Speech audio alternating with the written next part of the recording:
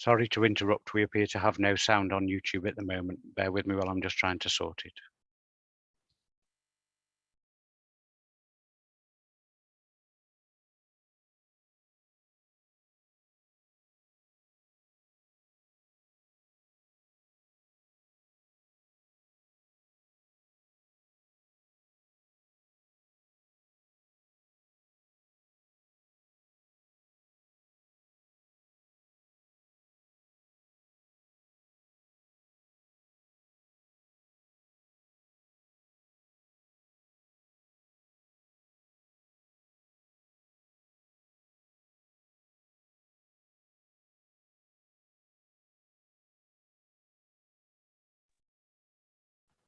Can we try again? Sorry.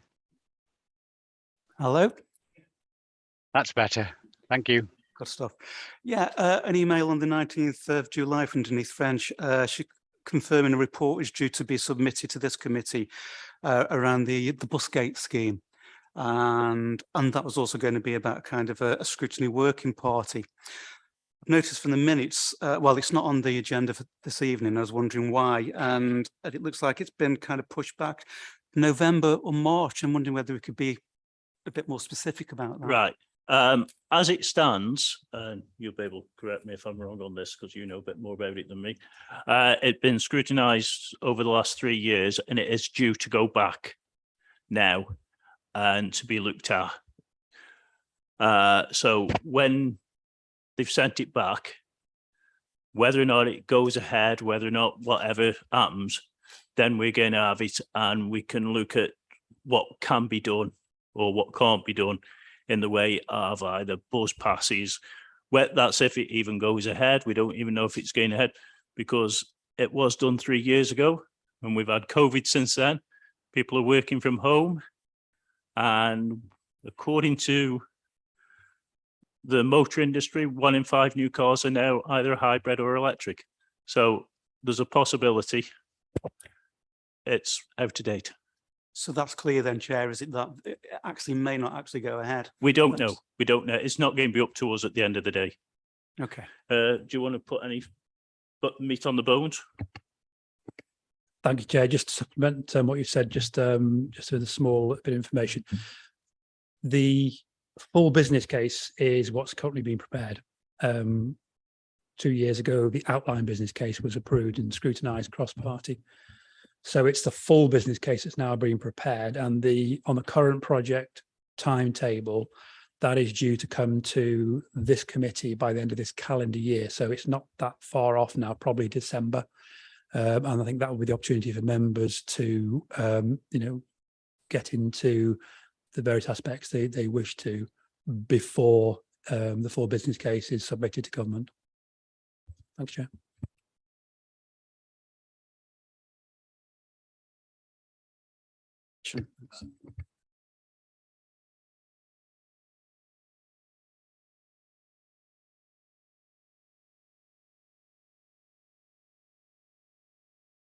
No update from myself.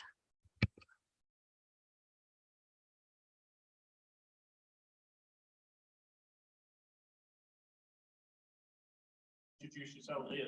Should know you, but yeah, no, thank you, Chair. For those that don't know me, I know I've met some of you. I'm the new Borough Commander here, so I'm John Owen. It's lovely to meet you all. I was invited here today by Jill just to give a very brief overview of the new policing model, and then just to take any questions that you might have with regards to the model and how that will impact the borough. So you might know a lot already, so I'll be as brief as I can. In late June, we started a new policing model, and it in essence took us back to local neighbourhood policing, where we formed 10 local policing teams across the county, with Newcastle Borough being one. Previously, before that, it was kind of split into 3 response hubs, one being in the city, one being at Cannock and one being at Burton. Some of the impacts for places like Newcastle and people on the outliers, often we probably didn't get the service that we should have done. I think the new model addresses that. It dedicates staff to the borough. From a response perspective, response policing is your 999 policing, and from a neighbourhood perspective as well, which what you'd normally perceive to be your community officers, which we're now calling problem solvers, and then our harm reduction hub, which works within partnership with local authorities and other agencies. The model in itself, very early days, but some really positive indicators of, excellent partnership work in some of the early indicators with regards to our response times, getting there quicker, dealing with incidents quicker, getting to our grade 1s, there are blue light jobs, and a grade 2 instance quicker. Some really strong partnerships formed already, some great focus in around the town centres. And it seems to have settled really quite well. Obviously, the first 8 weeks, when you pick up any new model and you lift it and you move everyone around, particularly over the 6-week holidays, we've not had as many staff in the right place as we'd have liked. But as of today, with the school holidays finishing, staffing has increased significantly. So I'm very, very conscious of time and not taking too much of your agenda and your time. So are there any questions that you might want that may be more specific or with regards to the new model? Happy to answer anything. Thanks, Mr. Chairman.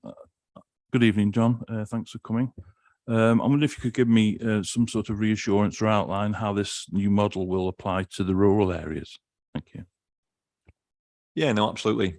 So how it used to work, obviously the team dedicated to Newcastle was probably extremely small. We just used to have a neighbourhood team. Now we have around 60 response officers that are dedicated here. We have 15 problem solvers and we have a harm reduction hub. So these officers now are dedicated to Newcastle. They're split in specific areas around the borough, which ensures that we've got coverage across the borough at any given time, which should allow us to be more visible, but also our response times to improve, which the early indicators are that that's starting to happen. Thank you for that. I'll be looking forward to that. Thank you. Hi, John. Just a quick question. Those areas that are those police officers that are designated over Newcastle, will there be kind of named officers for for specific areas if we want to kind of meet up if you've got areas in your problems in your particular area? In a short answer, no.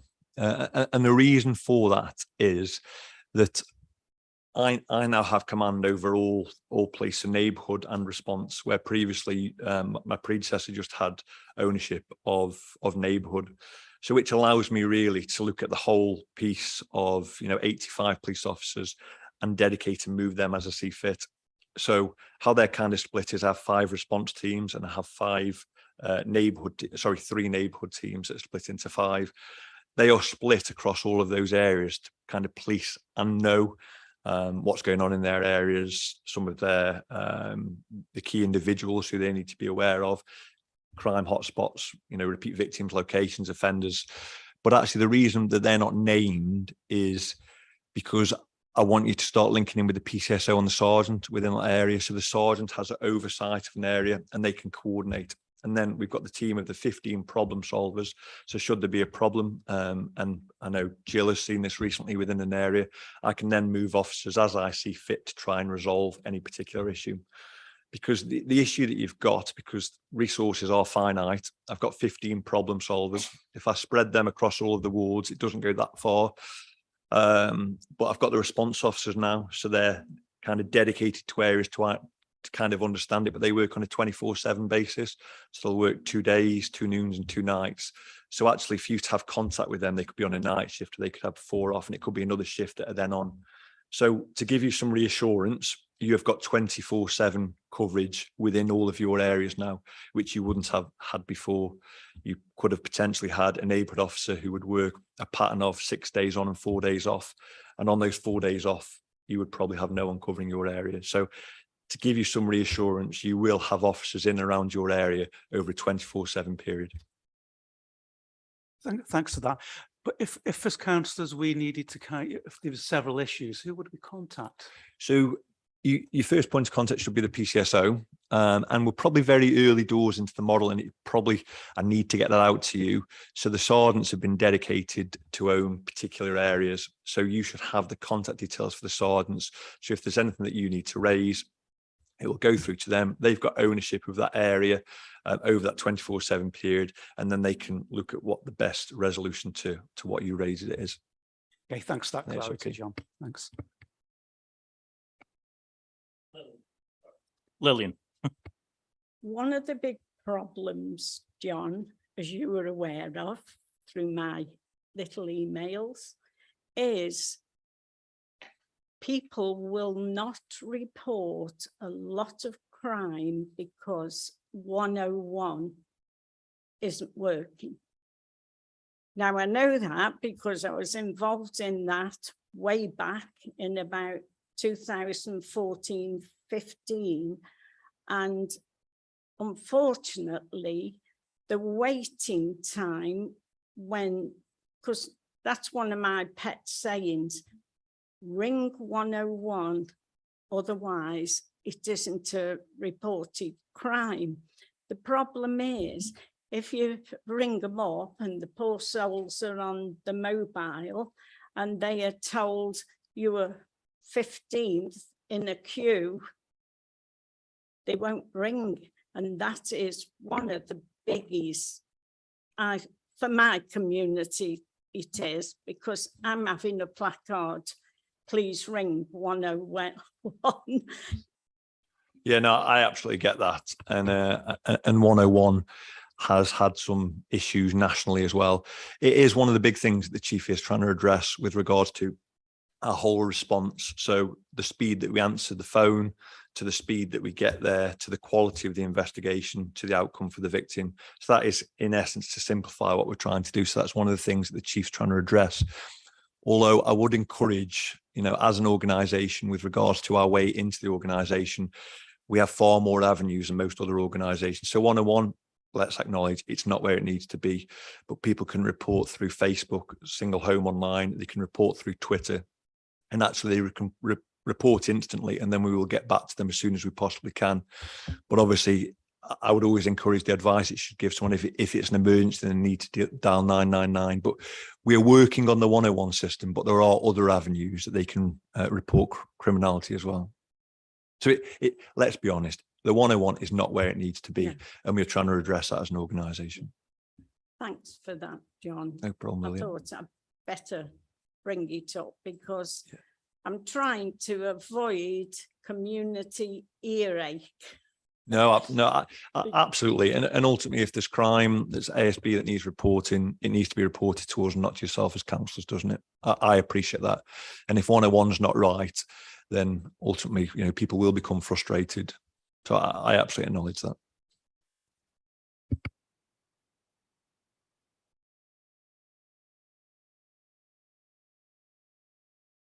Yeah, actually, no, I am. I told me Missus not expect me home for it. No, I'll just if we could just finish with just a couple of positives with regards to the new model. Absolutely early doors, but for Newcastle, what we've seen so far, our grade 1 response, we should get there from point of call to receiving it within 13 minutes. We were around 69% of achieving that before. We're now up to 78%. And yesterday we were 95%. So absolutely heading in the right direction. Our crime and ASB on a daily occurrences over the last few weeks has started to fall. I think that's because we're getting to things quicker, stopping trends and patterns. Our stop searches within the area has increased 57%, which is positive. It shows people are in and around the area, hopefully around those individuals who are causing the communities the most harm. So very early doors, with any data, you should at least have 3 months of it to be able to make some assessments. But for me, as a commander, lots of the data that I'm seeing is really encouraging that the people of Newcastle are receiving a better service than they were receiving before. So hopefully positive.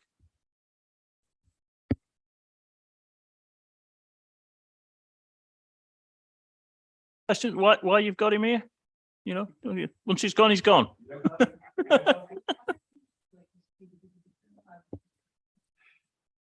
I absolutely agree. I'll be really straight with you. My passion is with neighbourhood police, and I worked within the city before, and my passion now is for Newcastle Borough. If things aren't right, I will be the first to be pushing for it to be right for Newcastle Borough. I absolutely will. I am responsible for policing here. I want it to be a success. And I want to be hearing things that aren't working. I want to be addressing them. But the early indicators are, I'm not a politician. I can say things as I see them. And that the early indicator, my real feel for this is it is going to be a good thing for Newcastle Borough. And we've seen some fantastic feedback already from the town centre in around some of the things that we're seeing from nighttime and the daytime. So positive indicators acknowledged very early doors. Yeah, we haven't kept you that long. Well, I'm sure you'll be asked back. Right. Thank you very much for coming.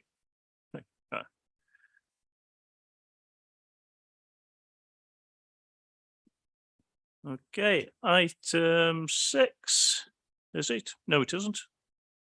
Update. Yeah, it is, yeah. Item 6, and this time it's going over to you, and you've got your name tag, but I can't even see it, so. Thanks, Chair. Good evening, everybody.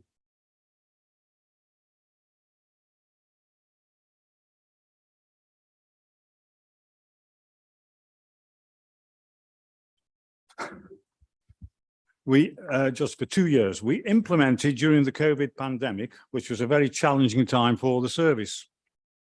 The rollout went very smoothly and was well received by the residents and continues to be so. Participation in the service has increased enormously, as it is a far simpler and tidier operation than the previous box collection system. Our collection tonnage for recycling has increased by around 22%, and the quality of the material collected is excellent.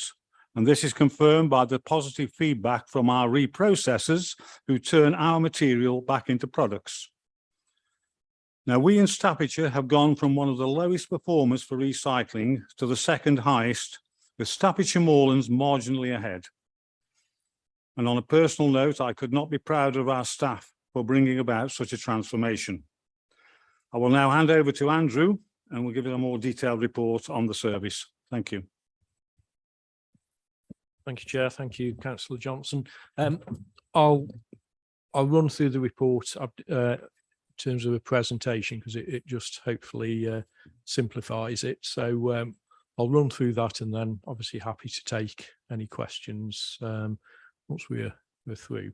So just a brief bit of background, as Councillor Johnson indicated. Effectively, the new service design was approved by Cabinet in September 2018.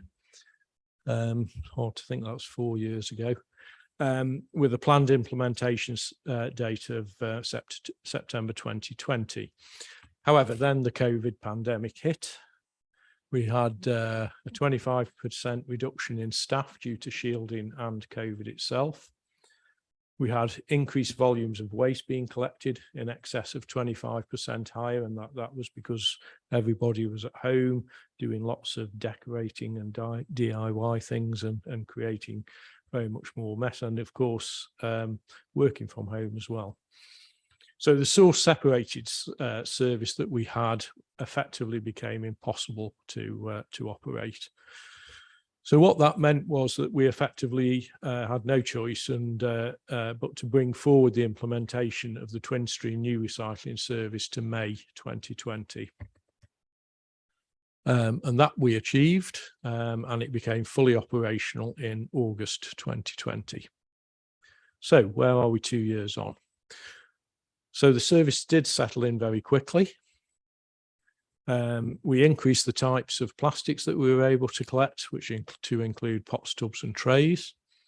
Might not seem very much, but it really is. It's something that residents have been asking us for a number of years. Again, the feedback from residents was very positive and continues to be so. The new system looks a lot tidier on the streets. And the tonnage of recycling, as Councillor Johnson indicated, has increased by 22%, and that level's been sustained. So that's really positive. And then, as important, or if indeed more important, is that the overall volume of waste has decreased by 13.7% to below COVID pandemic levels. So this graph just gives a little bit more detail, looking back over the last sort of 6 years or so. And as you can see, the light blue line on the top represents our refuse or grey bin waste. You can see the big peak there in 2020 when the pandemic hit, and now it coming back down to lower levels. The green line, which is the dry recycling line, you can see going up, and the line at the bottom, the other important one, which is the food waste recycling, again, largely a flat line, dip in 2020 because we had to suspend the service for a short time because it was part of the source separated system, but it's now bounced back and then is now on an upward trajectory. So this graph here just shows just the recycling performance on its own, and you can just see a little bit more clearly that the sort of marked increase in 2022, the new levels now marginally over 10,000, about 10,200 tonnes a year from a spot of about 8,200 back in 2015-16. So in terms of the performance then, the new service is far more efficient and reliable. It uses fewer vehicles. On average, we collect 544,000 collections every month from all households, from about 57,000 households. And in the last quarter, we recorded the lowest number of missed collections reported at any time at 46.46 missed per 100,000 collections. So that equates into a 99.95% collection success rate. And we want to obviously continue to improve on that. Again, as Councillor Johnson mentioned, the quality of the material is excellent. So our residents are doing a really good job in making sure that they're putting the right materials in the right place, ready for collection. And that's really important, as I'll come on to in a little bit. The twin stream system that we've got keeps paper and card separate, and that's really important. And therefore that further increases the quality and also the value of the material for reprocessing. The minute you mix paper and card with other materials, particularly glass, it has practically no value whatsoever and ends up having to go abroad to be reprocessed. So paper and board mills in the UK are very, very stringent. And we do sell our paper and card directly to a paper and card production mill, actually based in current one in Birmingham. Dry mixed material, or DMR as we call it, goes to a material recovery facility or MRF for further separation and processing prior to going on to remanufacture. And again, the council receives monthly validated end destination reports, so we know where all our materials that we're collecting from householders actually ends up. And currently over 95% of the materials collected by the council are recycled into new products in the UK. The exception of that will be things like aluminium, which the UK no longer has any infrastructure for rolling aluminium, so it has to go to Germany, where it's rolled and then it comes back here to be made into cans. So what next? So we've got some short and longer term aims. The longer term I'll come on to because that's very much geared around new legislation. But in the short term, we want to further increase separate food waste collection participation. So we want to get more households engaged with that service. We want to refresh and enhance recycling provision at flats. And we want to develop options for the introduction of commercial waste recycling and separate food waste to businesses as well. In terms of the longer term, we have the Environment Act and the government's resource and waste strategy. So if I just go through the Environment Act, and there's a couple of parts of it that are particularly poignant to my service. So the biggest challenge, it's the biggest change in legislation for the waste industry and product supply chain since the introduction of the Environmental Protection Act 1990, obviously over 30 years ago. It received royal assent on the 9th of November in 2021. and it is known as the Environment Act 2021. And it's Chapter 3, Part 3, Sections 47 to 68 that cover the issues relating to waste and resource efficiency. So, what are the main areas relating to local authorities? Well, there's the creation of an Office for Environmental Protection. Effectively, that organisation will be there to hold government, environment agency and other bodies to account. There'll be the introduction of extended producer responsibility for the collection, processing and disposal costs of packaging materials. And that's really important and something that's why it's highlighted in bold, and we'll discuss that in a little bit more depth in a minute or two. A deposit return scheme, or DRS, which is effectively those of us as old as I am remember the Corona pop man and the like, giving you 2p or whatever it was back for your bottle.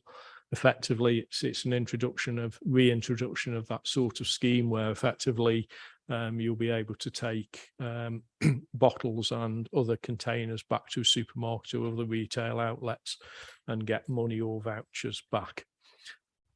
I'm sitting on the fence with that in terms of whether I think it's a good idea, because the problem with it is it is in danger of taking material that's already being collected very efficiently through curbside schemes and increasing infrastructure and duplicating collection systems through shops and supermarkets that aren't designed and don't have the room to handle that sort of material. That said, it could be very useful in terms of controlling litter in our town centres and streets. It brings in charges for single-use plastics, and those of you know probably know now that you see less and less single-use plastics about being sold, and this is the sort of companies getting ready for this change in legislation.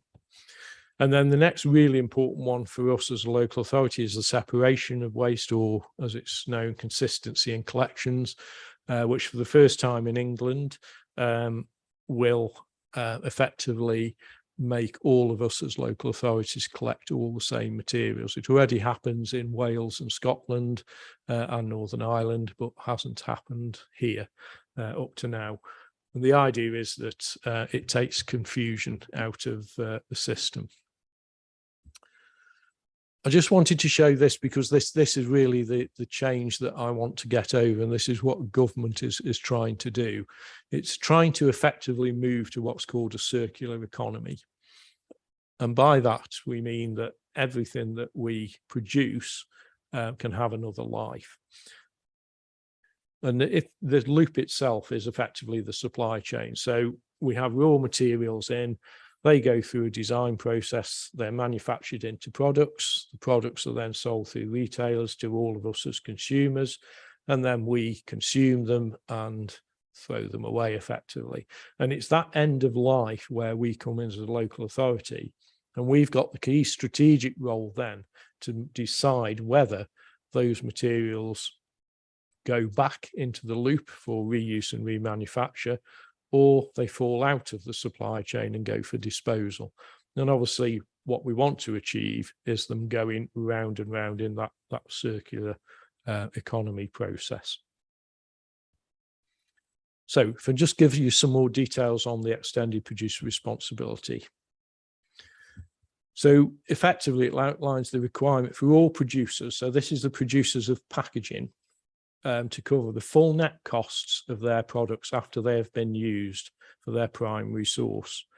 So for local authorities such as us, these costs include collecting and transporting products or materials from households for recycling or disposal, for sorting and treating those products or materials for recycling or disposal, for packaging litter placed in litter bins for collection and disposal. The original requirement as well was actually for litter that we sweep off pavements in our town centres was going to be included as well, but the producers really kicked back on that and said that they shouldn't have to fund illegal activities. So government caved in a little bit on that and dropped that, but they've thankfully left the litter bin waste in. and they've got to pay for providing public information, so communications about recycling and disposal of products and materials. So this is a real game changer, because the packaging industry has had recycling targets put upon it for years, and then it's us as taxpayers that have had to pick that up and pay and effectively allow them to reach their targets. And that's the bit that's going to change. So it's no longer us as taxpayers that are going to be picking the bill up for this. It's going to be the producers. And the idea of that is that it then forces them to start thinking about the design of their packaging materials.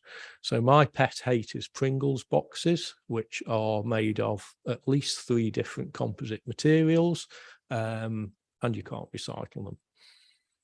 So hopefully that will start to change, and actually producers will have to pay a further cost if they put something onto the market which cannot be easily recycled. So it's really going to focus minds and change the whole system.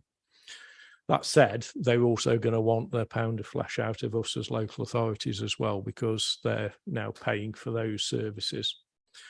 So separation of waste, consistency in collections. Again, as I said earlier, this is a requirement for local authorities in England only.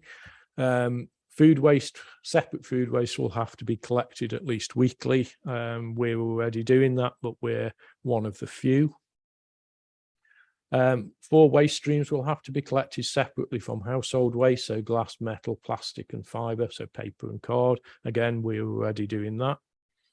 We will have to include the addition of Tetra Paks in 2024 and plastic film in 2026.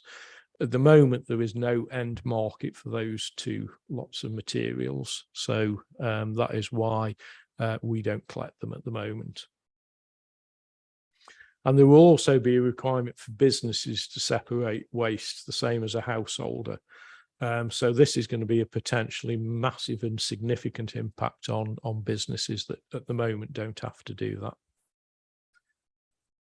And we're just waiting really for full details from government following the consultation last year. And now hopefully we've got a new Prime Minister and a government being formed again, that will start to move forward, and we'll get to hear hopefully in the autumn how this starts to pan out. So, but just to say, really, the current service that we've got already covers a lot of the requirements that we were expecting, and indeed is flexible enough to allow for these additional materials to be added.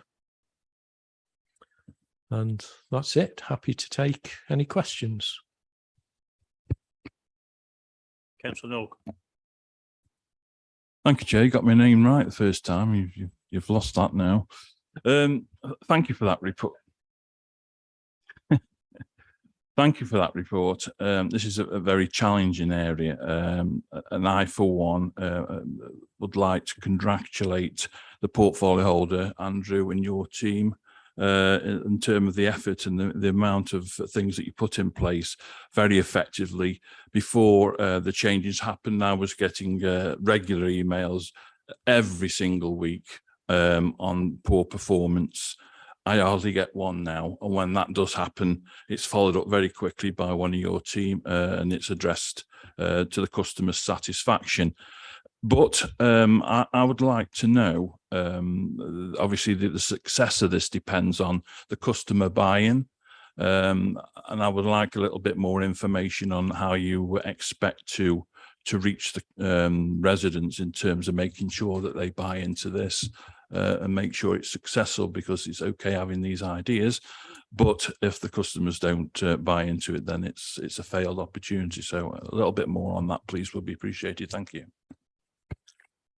Thank you. Yes, I mean, absolutely right. It's really important. One of the things that we are doing, we've got we've invested quite a lot of time in social media, which is, we've got, I think, more followers now on the recycling and waste page than we have corporately. So I'm quite proud of that, actually. and that's been really positive, but we're obviously aware that not everybody is on social media. I think the days of the old communications, you know, where we used to send leaflets out every year, that's old hat. It's gone. It's not right. And actually, from a sustainability point of view, we shouldn't really be sending residents pieces of paper. So we've got to find more novel ways. And again, I think one of the ideas in the consistency in collections is that actually a lot of those messages we should start to see all being the same, whether it's in a supermarket, so whether it's Sainsbury's telling you how you can recycle your pop bottle, or whether it's us or Waitrose or whoever. Those messages need to be consistent and the same. One of the other things is that we're looking at is looking at things like Experian data, so that we look at our population profiles to see how we can better communicate with different residents and different sectors of our community. But it's work ongoing, so that we haven't got the sort of magic answer at the moment, but it's something we're very much concentrating on. Thanks for that. And of course, you've got your mobile advertising machines, haven't you, that go and collect it every week? We have indeed, yes. Good point. Lillian, then. And I ask the two most frequently asked questions I get, Andrew, not just as a councillor, but I run the very famous one-stop shop. Recycling is promoted all the time. Now, one of the questions is, when I put my green bag on my little bin, why do they never leave me any? I can't answer that, but I'm happy for them to come in the shop and they can get them that way. Is there a reason? Thanks for that, Lily. No, there is no reason. They should. That is the system. The crews should leave bags. So the only reason where they may not is if they've run out, because obviously they can only carry so many on the vehicle. But it really should be very exceptional circumstances where that doesn't happen, and that's really quite frustrating if that is still happening a lot. That's something I will take back and see if we can redress. And the other question is blue bags. A nightmare. Why do sometimes they're told if the blue bag is only half full or your blue bin is, put your bag inside the bin. I'm not criticising the workforce whatsoever, but what residents are saying, it gets emptied into the bin. So I want a blue bag. Why's my blue bag? I can't answer these questions, but I give them a blue bag. Again, it shouldn't happen. My preference is that the blue bags actually should be left at the side of the bin and not placed in the bin, because there is always the danger that will happen. We do, unfortunately, from time to time, have to employ agency staff, and they're obviously, you know, although they go through an induction program, they're not as well trained as our own incumbent staff, so that there can be issues there. But effectively, it's far better to leave the bag at the side of the bin, really. But again, it's something we keep reinforcing to crews. They are we have continual, what we call toolbox talks with them on an ongoing basis with these types of issues. And before I finish, on a positive note, can I just thank your staff? Once I email for the green bags, blue bags, bins, everything, whatever, the response is absolutely fantastic. And I know we can moan, but I'm also one. So could you praise them? We certainly will. Quick result and how friendly the people are. Thank you. Yeah, we will certainly pass that back on. Thanks. Thank you. Nick, and then the lady in red, but I don't.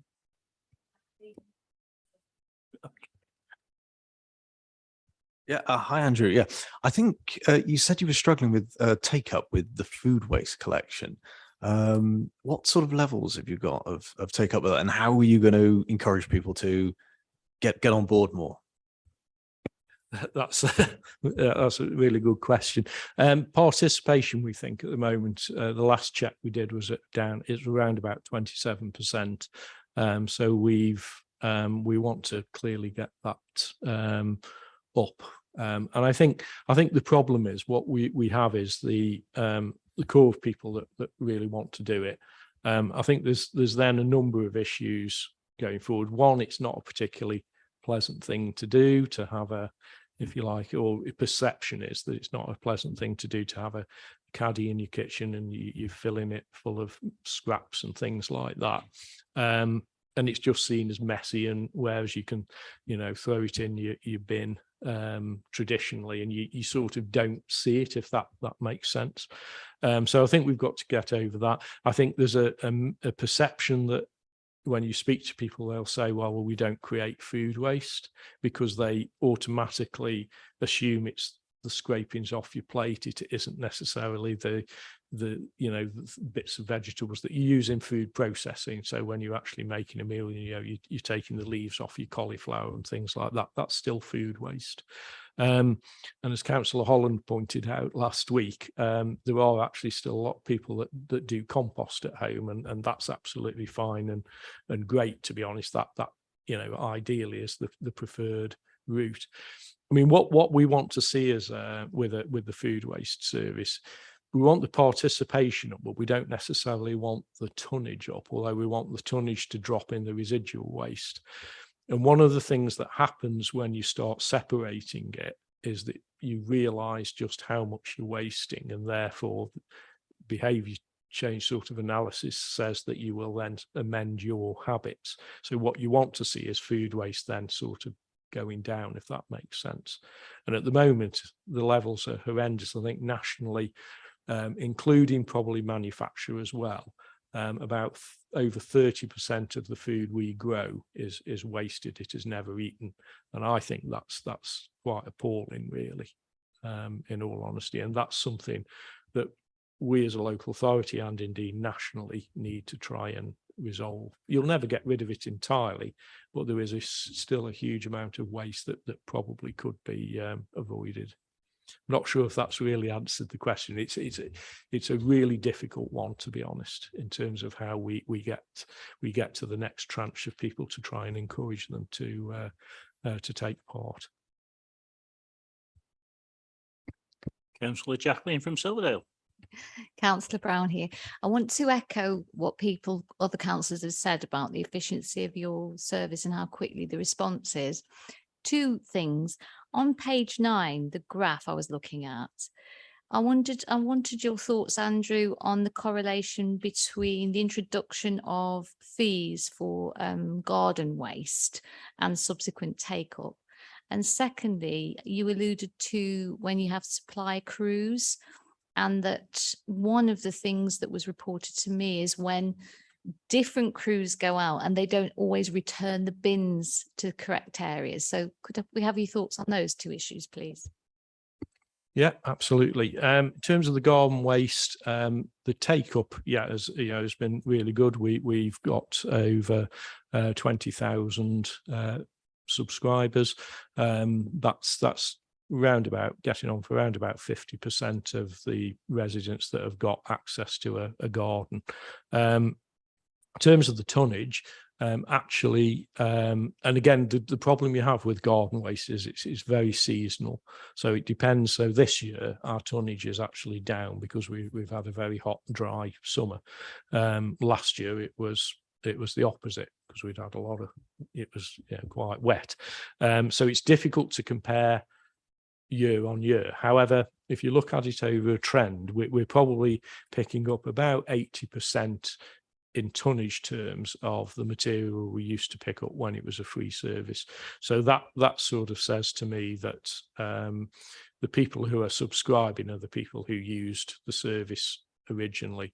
And I think the other important thing to say is the quality of the material as well when it goes through the composting process is now far, far better than it was when it was a free service, because when people are paying for it, they're using the service as intended. So that's with the garden waste. Sorry, your second question was about your returning bins, wasn't it? Yes, again, this is an ongoing issue we have. However, now we have an in-cab system called Bartek, which effectively is our back office and in-cab system. It has the routes and everything else on, and it pretty well it monitors everything that's going on. We've supplemented that now that every vehicle is having a 20-minute audit undertaken every 2 weeks, and that's using the camera system on the vehicle. So the third-party remote dials into that vehicle and will watch what they do for 20 minutes. And that includes, it's mainly based around health and compliance with health and safety. So to ensure that they are working in the ways that they've been trained and should be doing so, following safe systems of work, risk assessments and so on. But one of the other things is about quality of service, and one of those things is about returning bins properly. So that is one of the KPIs that we use, and those crews get feedback. So if they've had an audit, let's say today, they will have feedback on that audit. And the idea is that you aim for a crew to have 100% compliance, and that's across the board. And that's happening. And that drives a little bit of competition within them as well, because they don't want to be seen as not doing as well as some of their colleagues. So I'm hoping with all these bits that we will start to see a big improvement in those areas. Thank you. That's really reassuring. Rupert. Thank you. Yeah, I'd like to add my thanks for the report, and it all sounds really positive, going in the right direction on recycling. And some of the councillors and I were lucky enough to go and see where this waste actually goes, which was a really interesting trip. And I didn't know much about waste, but it was actually a really interesting trip, and it wasn't just a load of old rubbish. We learned a lot about where the waste goes and how it's used, and how that actually benefits the council in many ways, including the rebates we get. Anyway, my question is on, you mentioned about the flats and collecting from flats being a particular issue. Could you just explain for briefly what the issue is with collecting from flats, and how that can be improved? Thank you. So yes, good question. I mean, effectively, we want to supply the same level of service or the same type of service to residents, whether they live in a flat or a house. The problem with flats is they tend to have communal bins, so unlike households where you've got your own bin, and therefore the risk of contamination and all of those types of things is greater, because you only need one person to spoil the issue effectively. So it's very much around working with the likes of Staffordshire Housing, Aspire and the likes to really work on the communication side of things, because we need to avoid contamination certainly of the recycling, because that will lead to problems as you saw on your trip further down the line. But we want to get it right, so it's work in progress, and we've got a number of locations now where the material is really, really good. We're now sort of into the next phase of the slightly more difficult ones, and we'll hopefully get those operating in the right way in the next few months, and then we start on the really difficult locations, and that's probably where it's going to be a real challenge. But that's the primary problem, is it's because of communal facilities. Thank you. Anyone else? Andrew? No, I mean, as I say, I think whether you as a committee want to, as certainly as these changes start to materialise over the next couple of years, It's something you may well want to look at going forward in terms of how we react to those. I think the challenge for me will be particularly around the deposit return schemes, in all honesty, and just how that fits into that's it really. Thanks, Chair. Okay, thank you very much for that. The next one, which is going to be yours, Rupert. I take it you're willing to talk on it, bring it up, or sorry. We're Wally's Quarry, are we? Oh, right. My apologies. It's David. David.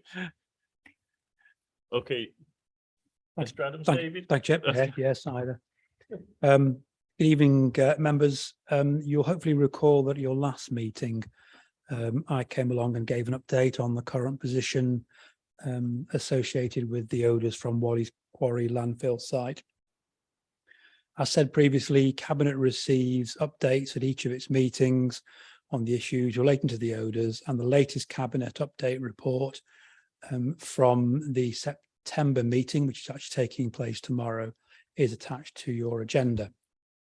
I'm going to run through the main points in that update report.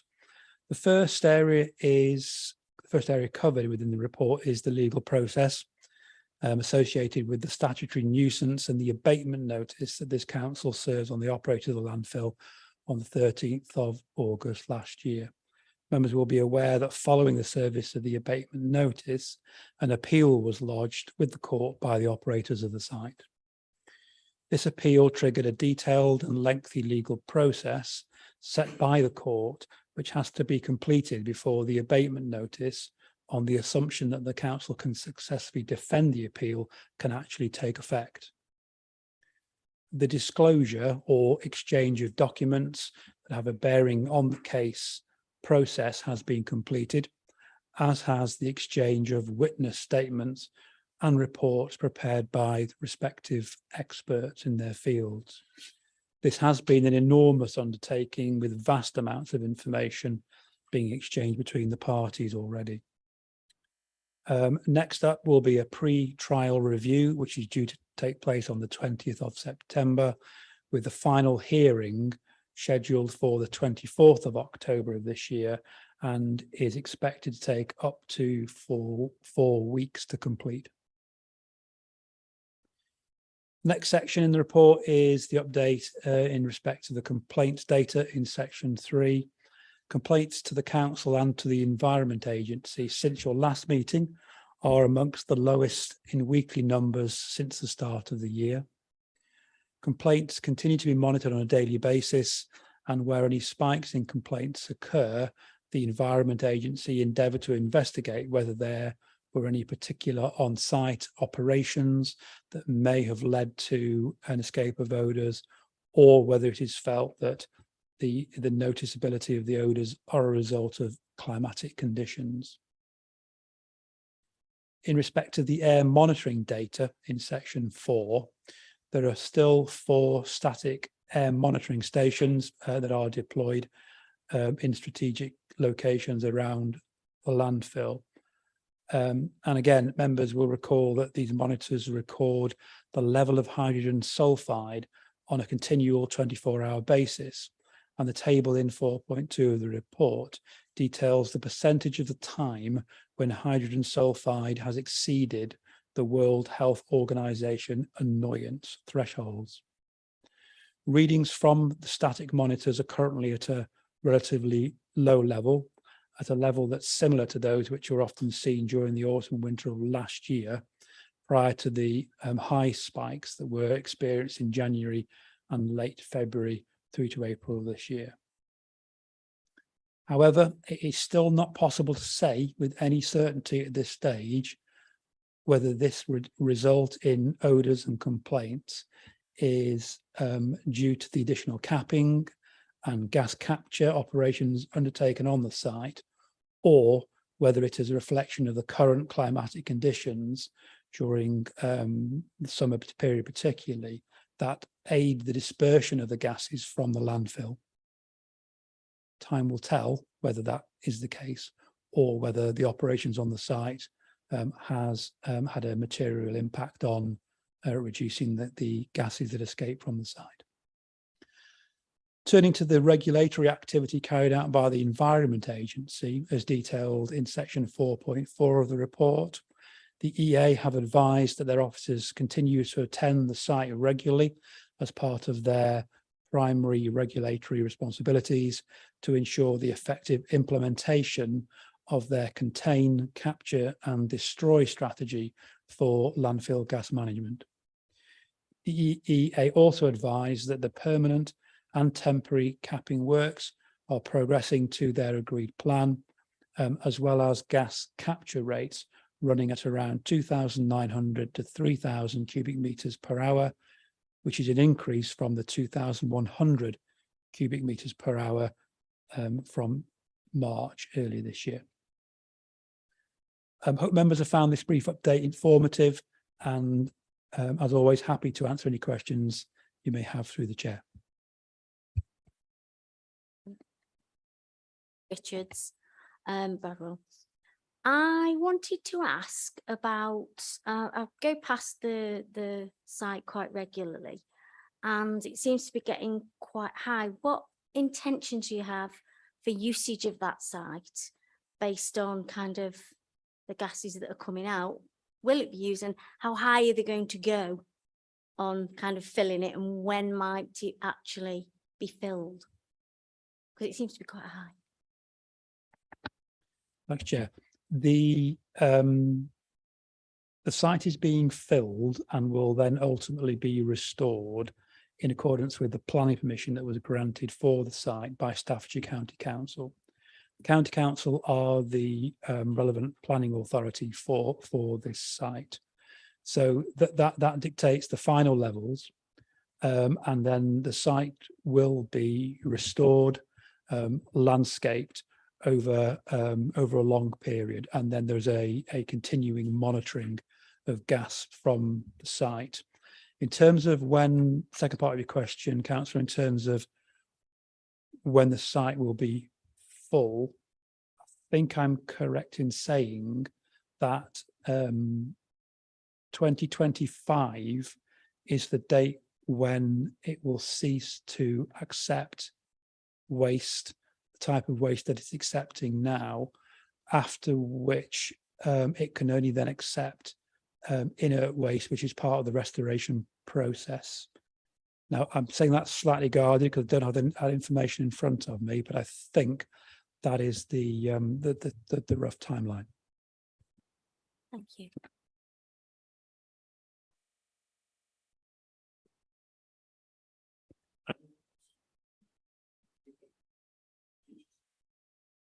Oh, sorry. Thank you.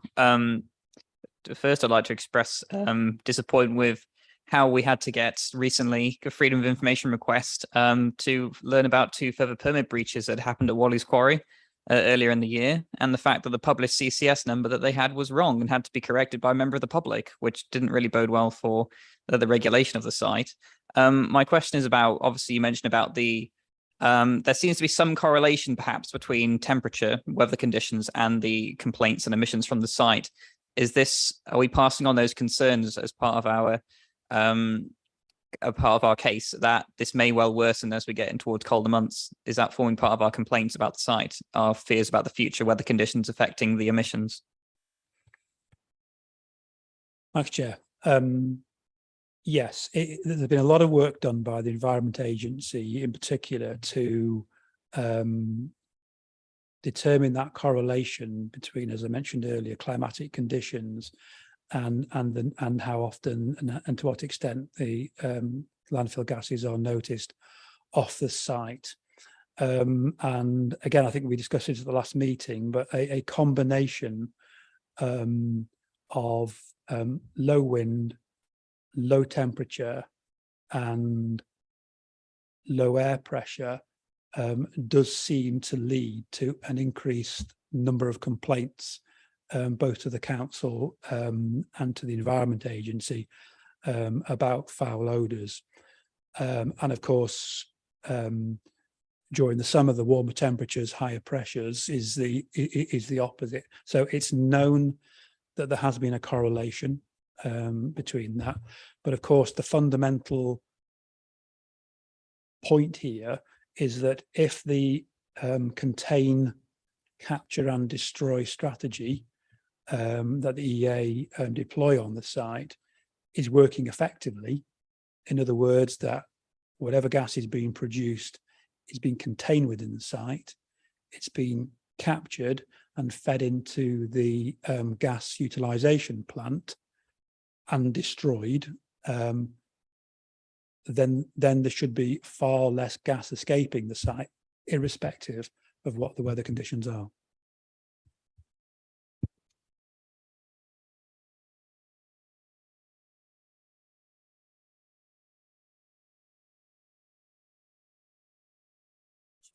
Thanks to Cabinet for their ongoing efforts, particularly in pursuing the legal course of action that this authority has taken, albeit a long and expensive process. Our officer has referred to the planning consent. I'd like to reiterate, as I have done on previous occasions, that the current planning consent under which the site operates was not granted by the County Council. It was granted by John Prescott. He has a lot to answer for locally. And I would like to echo what our officer said about the way in which atmospheric conditions are relevant. People in our borough are not suffering because of fluctuations in atmospheric conditions. People in our borough suffer because the site operator is irresponsible and perpetually in breach of its license conditions over a sustained period of time. Those people do not deserve to sleep soundly in their beds. Those people do not deserve to make a profit on the back of the misery of the people of this borough. And I've got choice words to say about the regulator as well, but I shall save them for another day. Thank you, Chair.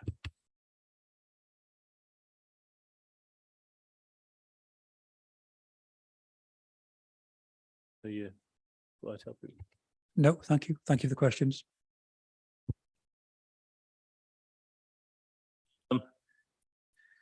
Number 8, minutes of Staffordshire Health and Wellbeing Care and Overview Committee. Any questions? Red, happy with them? Yeah, just I think the notes of the quarterly meeting are with the Integrated Care Board. I think it was noted that there were recruitment challenges, particularly in social care. I'm not too sure what it kind of meant by social care. Is there any kind of clarity on that in terms of what do we mean by social care? Is that social workers? Is that domiciliary care staff? And is that across the whole social care and health economy or in specific areas? If I remember rightly, it's to do with more or less the staffing for social care, for coming out, district nurses, that type, that coming out with recruitment and keeping them as per usual. With a lot of the NHS, again, it's recruiting and keeping the staff going. That was the main. Yeah, but it refers specifically to social care staff rather than district nursing staff. So I was wondering whether it's specified with, is that a shortage of social? Is it all social care staff? It wasn't all social care. No, there was. We're talking the Stafford one, aren't we? Yes. Yeah.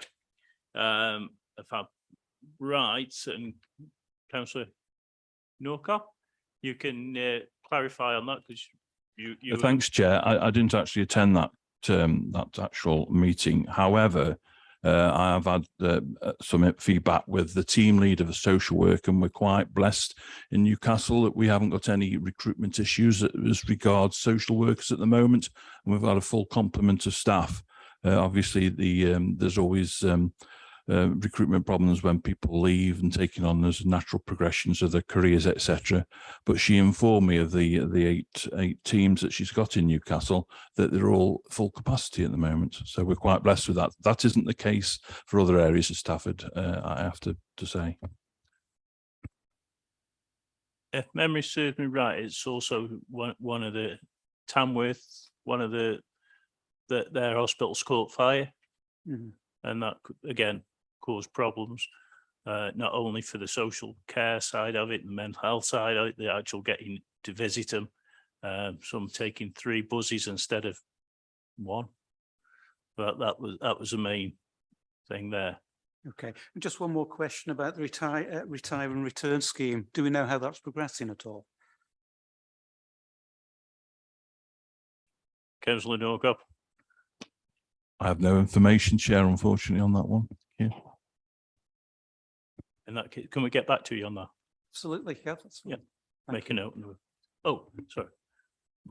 Well, I work for the NHS and it's all under discussion at the moment. The unions are looking into it.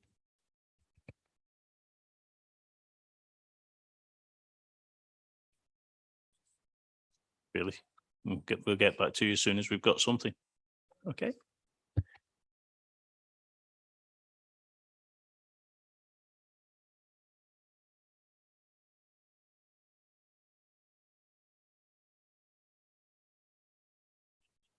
Anybody else want on that questions? No. Okay. Number 9, meeting with the Integrated Care Board. Any questions on that? Okay. Staffordshire Police and Fire Crime Panel.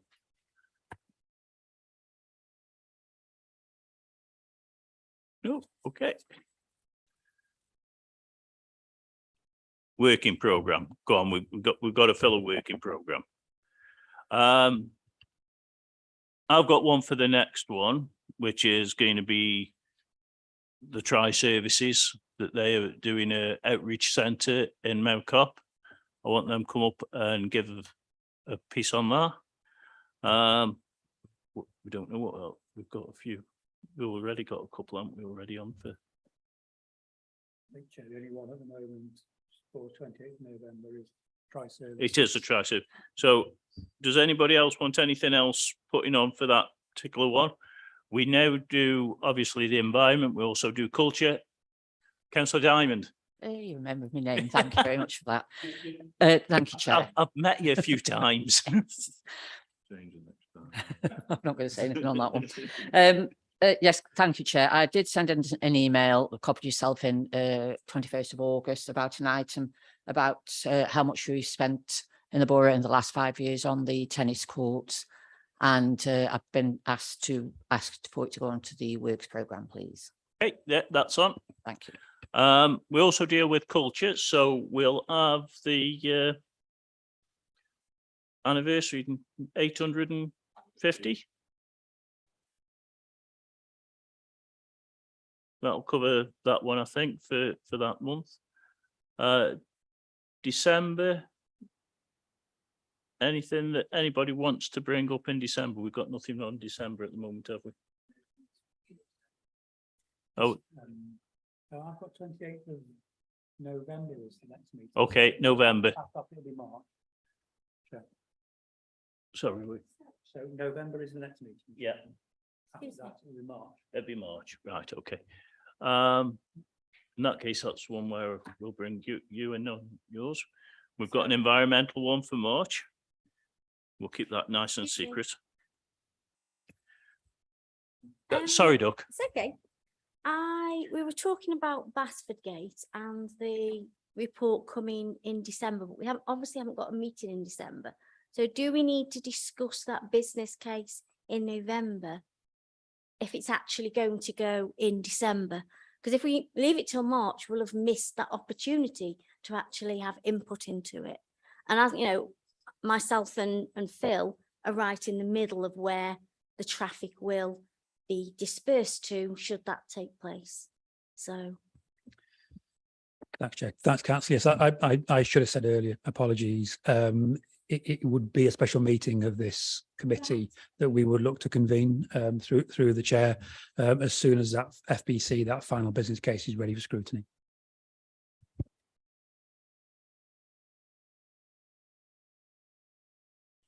Anything else you'd like on for March then?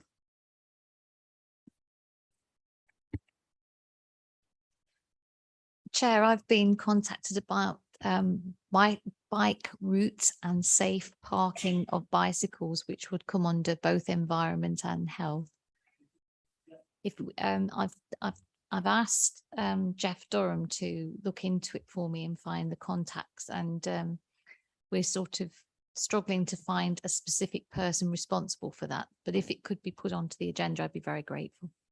Certainly. Right. So how far are we in that? Rupert? Will we get an update on tree planting efforts in the borough also at some stage? Yeah. Chair, I think March committee would be well timed, because that by then we'll be really thick into this year's tree planting work. So we'll better be able to bring a good update to the March.